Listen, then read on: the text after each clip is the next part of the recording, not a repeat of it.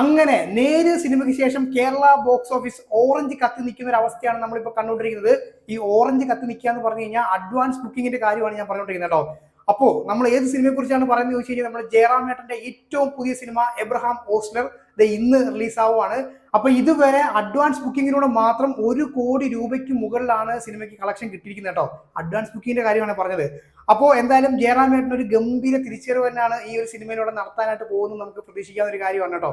അപ്പോൾ ജയറാമേട്ടന്റെ മലയാള സിനിമകളെ കുറിച്ച് ചോദിക്കുകയാണെങ്കിൽ അദ്ദേഹം 2019 4 സിനിമകൾ അഭിനയിച്ചിട്ടുണ്ടായിരുന്നു. പക്ഷെ 4ഉം പരാജയ സിനിമകളായിരുന്നു. അതിനുശേഷം 2019 കഴിഞ്ഞ് 2022 ഒരു സിനിമയിൽ അഭിനയിച്ചത്, മകൾ എന്ന് പറഞ്ഞ സിനിമ.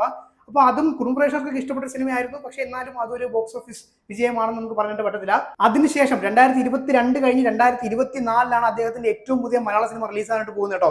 അപ്പൊ എന്തായാലും നമ്മുടെ ഈ ഒരു സിനിമയ്ക്ക് എബ്രഹാം ഓസ്ലറിന് ഒരു ഗംഭീര അഡ്വാൻസ് ബുക്കിംഗ് തന്നെയാണ് സംഭവിച്ചിരിക്കുന്നത്.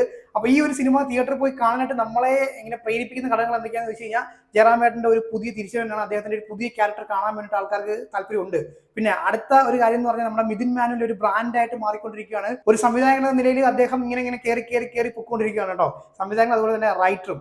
അപ്പോൾ പിന്നെ അതുപോലെ തന്നെ ഇതിന്റെ ട്രെയിലർ, പിന്നെ അതുപോലെ ഇതിന്റെ പോസ്റ്റേഴ്സ്, പിന്നെ ഇന്റർവ്യൂസ് വരെ വളരെ പ്രോമിസിംഗ് ആയിരുന്നു. നമുക്ക് തിയേറ്ററിൽ പോയി സിനിമ ഒന്ന് കണ്ടു നോക്കണം എന്നൊരു കാര്യം നമ്മളിങ്ങനെ പ്രേരിപ്പിക്കുന്നുണ്ട് കേട്ടോ.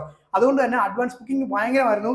അപ്പൊ ഇന്ന് നമ്മൾ നോക്കാനായിട്ട് പോകുന്നത് നമ്മുടെ ഇടപ്പള്ളി വനിതാ തിയേറ്ററിലെ ബുക്കിങ്ങിന്റെ കാര്യമാണ്. അഡ്വാൻസ് ബുക്കിംഗ് അല്ല, ഇന്ന് സിനിമ റിലീസ് ഡേ ആണ്. അപ്പം ഇന്നത്തെ ബുക്കിങ്ങിന്റെ അവസ്ഥയാണ് കേട്ടോ. അപ്പോൾ വനിതാ ഇന്ന് മൊത്തം 9 ഷോ ആണ് നമ്മുടെ ഓസ്ലർ സിനിമയ്ക്ക് ഇട്ടിരിക്കുന്നത്. അതും 4K laser projection plus Dolby Atmos screen ആണ് ഈ ഒരു 9 ഷോയിനും വരുന്നത് എന്നുള്ളൊരു കാര്യങ്ങളുണ്ട്. അപ്പോൾ രാവിലെ 10 മണിക്കാണ് ഫസ്റ്റ് ഷോ വരുന്നത്. ഈ 10 മണിക്ക് ഷോയുടെ കാര്യം നോക്കുവാണെങ്കിൽ അത് സോൾഡ് ഔട്ട് ആയി പോയി കഴിഞ്ഞു കേട്ടോ. അത് ഹൗസ്ഫുൾ ആയിരുന്നു.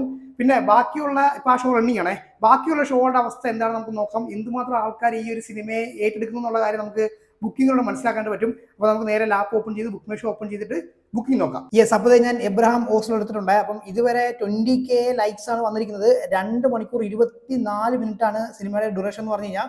ക്രൈം, ഡ്രാമ, ത്രില്ലർ ജോണറുള്ള സിനിമയാണ് കേട്ടോ. അപ്പോൾ ഇന്ന് ജനുവരി 11 റിലീസ്. നമുക്ക് ബുക്ക് ടിക്കറ്റ്സ് കൊടുത്ത് നോക്കാം. യെസ്, ഫസ്റ്റ് തന്നെ വനിതാ വന്നിട്ടുണ്ട്. അപ്പോൾ ഞാൻ രാവിലത്തെ 10 മണി ഷോ കാര്യം പറഞ്ഞല്ലോ, അതിപ്പോൾ റണ്ണിങ് ആണ്. അപ്പോൾ ബാക്കിയുള്ള ഷോകൾ നിങ്ങൾ കണ്ടല്ലോ, മൊത്തം ഇങ്ങനെ ഓറഞ്ച് കത്തി നിൽക്കുന്ന ഒരു അവസ്ഥയാണ്. അപ്പോൾ നമുക്ക് ഈ 10 മണി ഷോയുടെ കാര്യം നോക്കാം. 10 മണി ഷോയുടെ അവസ്ഥ നിങ്ങൾ കണ്ടല്ലോ. എൻ്റെ മോനെ മൊത്തം ബുക്കായി പോയിട്ടുണ്ട്. ഈ ഏറ്റവും പുറകിലെ സോഫാസിന്റെ ടിക്കറ്റ് റേറ്റ് നിങ്ങൾ കണ്ടല്ലോ, 260 രൂപയാണ്. ആ സീറ്റ് തന്നെ എല്ലാം ബുക്കായി പോയിട്ടുണ്ട്. ഇവിടെ തൊട്ട് താഴെയുള്ള 180 രൂപ ടിക്കറ്റ് കണ്ടല്ലോ, മൊത്തം ഫുള്ള്. ഈ ഫ്രണ്ടിലത്തെ ഒരു റോ ഒഴിച്ചു കഴിഞ്ഞാൽ ബാക്കി എല്ലാം ഫുള്ളായി പോയിട്ടുണ്ട്. അപ്പൊ നമുക്ക് ഇനി അടുത്ത ഷോ നോക്കാം. കണ്ടല്ലോ എൻ്റെ മോനെ, വേറെ ലെവൽ ബുക്കിംഗ് ആണ് കേട്ടോ ഓസ്ലർ സിനിമയ്ക്ക്. കണ്ടല്ലോ, ഫ്രണ്ടിലത്തെ സീറ്റ് വരെ ബുക്കായി പോയിട്ടുണ്ട്. ഇതിന്റെ ഇത്രയും സീറ്റാണ് പെൻഡിങ് കിടക്കുന്നത്. അപ്പോൾ ഇനി ബാക്കി ഷോയുടെ കാര്യം നോക്കുകയാണെങ്കിൽ 7 മണിയുടെ ഷോയുടെ അവസ്ഥ കണ്ടല്ലോ, ഫ്രണ്ടിലത്തെ റോ ബുക്കായി പോയിട്ടുണ്ട്. കണ്ടല്ലോ, ഇത്രയാണ് പെൻഡിങ് കിടക്കുന്നത്. ഇതൊക്കെ എത്രയും പെട്ടെന്ന് തന്നെ ഹൗസ്ഫുൾ ആയി മാറും നമുക്ക് പ്രതീക്ഷിക്കാം.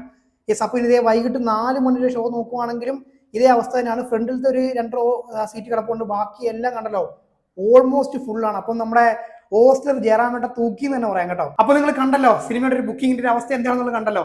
സിനിമയുടെ ട്രെയിലർ മാത്രം വിശ്വസിച്ചിട്ട് വന്ന ആൾക്കാരാണ് ഇപ്പൊ നമ്മൾ കണ്ടത്.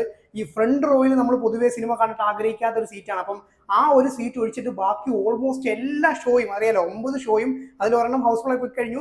ബാക്കിയുള്ള ഷോ എന്തായാലും ഉടനെ തന്നെ ഹൗസ്ഫുൾ ആവുന്ന ഒരു ലക്ഷണമാണ് കാണുന്നത്. എനിക്ക് രാത്രിത്തേക്കുള്ള ഷോ ഒക്കെ ഹൗസ്ഫുൾ ആയിട്ട് മാറാനുള്ള എല്ലാ സാധ്യതകളും ഉണ്ട്. കണ്ടല്ലോ, അപ്പോൾ സിനിമയുടെ റിപ്പോർട്ട് അറിയാത്ത ആൾക്കാരാണ് ഇപ്പം ഈ ഒരു സിനിമ വിശ്വസിച്ചിട്ട് തിയേറ്ററിലേക്ക് വന്നിരിക്കുന്നത് കേട്ടോ. അപ്പോൾ സിനിമയ്ക്ക് ഇനി പോസിറ്റീവ് അടിച്ചു കഴിഞ്ഞാൽ എന്തായാലും ഈ ആഴ്ച അങ്ങോട്ട് ജയറാമേട്ടൻ തൂക്കാനുള്ള എല്ലാ സാധ്യതകളും കാണുന്നുണ്ട്. സിനിമ എന്തായാലും തിയേറ്ററിൽ ഒരു ഗംഭീര വിജയം തന്നെ ആകട്ടെ. അപ്പോൾ എന്തായാലും നമുക്ക് തുടർന്നുള്ള ദിവസങ്ങളിലെ സിനിമയുടെ ഒരു ഫീഡ്ബാക്ക് കൂടെ നോക്കിയിട്ട് പറയാം കേട്ടോ.